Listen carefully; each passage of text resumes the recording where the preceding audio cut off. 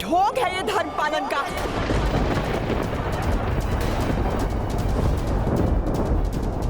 मेघनाथ की पूजा को रोकने के लिए तुम्हें और विभीषण को भेजकर किस धर्म का पालन कर रहे थे तुम्हारे प्रभु?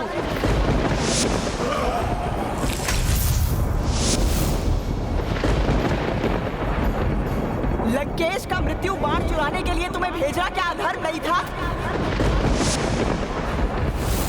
लंकेश की नाभि पर वार करना धर्म संगत था क्या?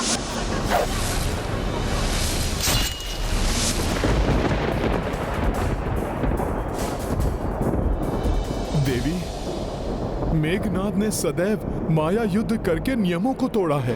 पूजा के द्वारा वो और मायावी शक्तियां अर्जित करना चाहता था, इसीलिए उसे रोकना आवश्यक था देवी।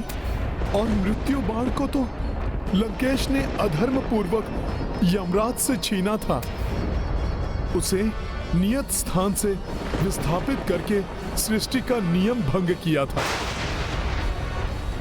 अतः उस बाण को उसके उचित स्थान पर पहुंचाना आवश्यक था। बस!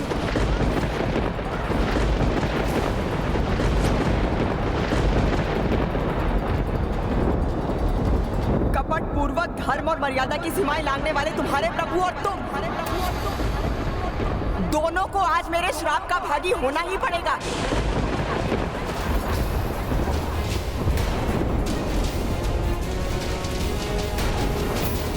देवी, आपने सत्य कहा। कदाचित प्रभु ही अधर्मी हैं, अमर्यादित हैं। प्रभु स्वयंवर में विजयी होने के पश्चात भी उन्होंने विवाह करने से मना कर दिया था, क्योंकि उन्होंने पिता से आज्ञा नहीं ली थी।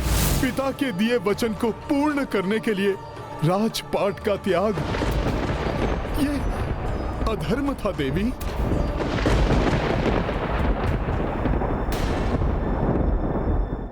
रजत पात्रों और राजसी भोग के स्थान पर मिट्टी के पात्रों एवं कंदमूल फल को अपनाया।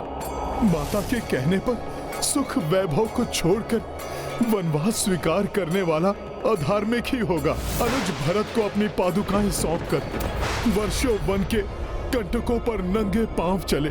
चाहते तो लंकेश को परास्त करने वाले दानवी वृत्ति के बाली से सहायता प्राप्त कर सकते थे, किंतु उन्होंने महाराज सुग्रीव से सहायता ली। मित्र धर्म निभाते हुए उनकी पत्नी एवं राजपाट उन्हें वापस दिलवाया। देवी, मेरे प्रभु है ना अधर्मी? अपने शत्रु के भ्राता विभीषण पर बिना कोई संदेह किए उन्हें शरण प्रदान की। यही नहीं, लंका पर चढ़ाई करने से पूर्व भी उन्होंने विभीषण जी का राज्य अभिषेक करके उन्हें लंका सौंपने का वचन दे दिया,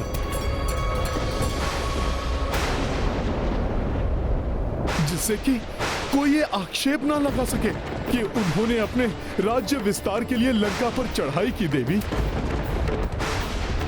बार बार अधर्म किए हैं प्रभु ने, है ना देवी?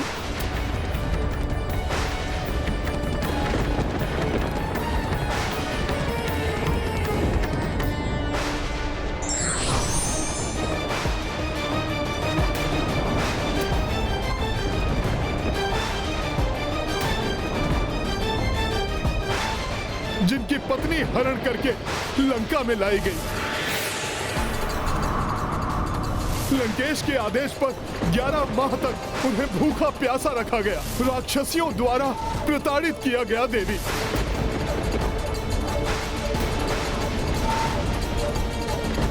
सब कुछ जानते हुए भी प्रभु ने लंकेश को बार बार संभलने के अवसर दिए। पहले मुझे भेजा, फिर अंगद को, यहाँ तक कि अंतिम युद्ध से पूर्व भी प्रभु ने लंकेश को संदेश भिजवाया कि माता सीता को ससम्मान लौटा दें, जिससे कि युद्ध की विभीषिका से लंका अनाथ न हो जाए। क्या ये भी अधर्म था देवी? अपनी पत्नी को रक्षराज के चंगुल से मुक्त कराने के लिए प्रभु लंका आए। देवी बताइए, क्या अधर्म किया प्रभु ने?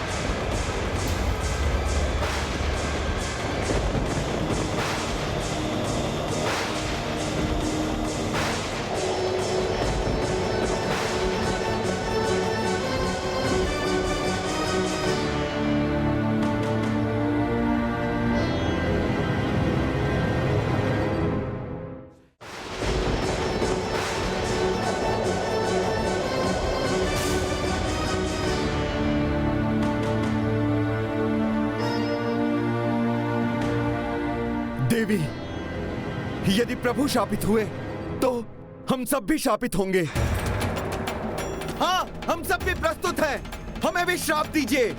हाँ, हम सब भी प्रस्तुत हैं। हाँ, हमें भी सब भी श्राप प्रस्तुत दीजिए। हैं। हाँ, हम हमें सब भी श्राप प्रस्तुत हैं। दीजिए। हमें भी श्राप दीजिए।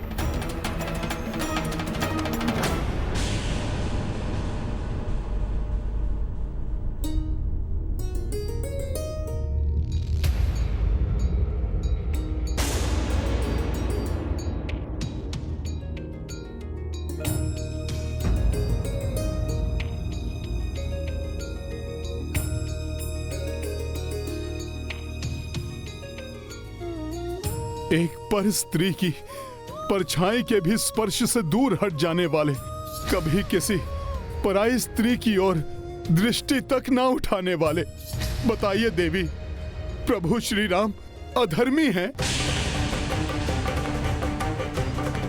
अमर्यादित हैं, है ना देवी?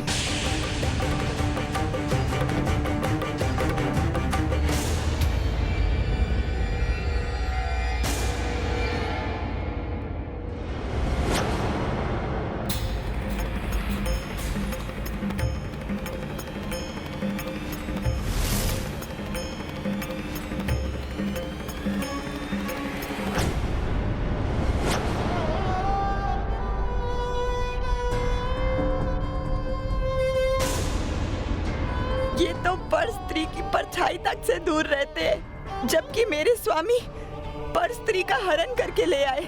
मेरे पतिव्रत धर्म का भी कोई मूल्य नहीं रहा उनकी दृष्टि में। क्या ऐसे श्रेष्ठतम धर्म का पालन करने वाले प्रभु श्री राम को आप अधर्मी समझती हैं, जो उन्हें आप शाप देना चाहती हैं?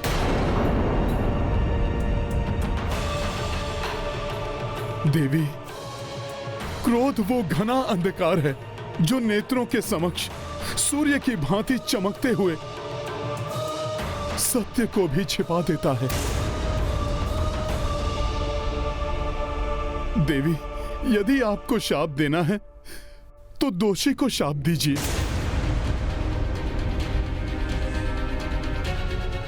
निर्दोष को शाप देना अधर्म है।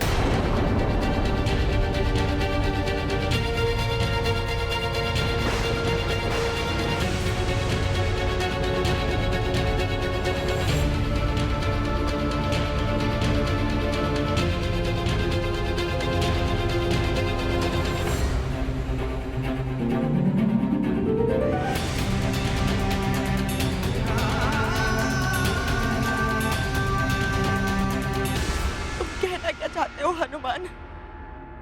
देवी, प्रभु श्री राम को तो कुछ ज्ञात ही नहीं था। मैं स्वयं गया था मृत्यु बाण लेने।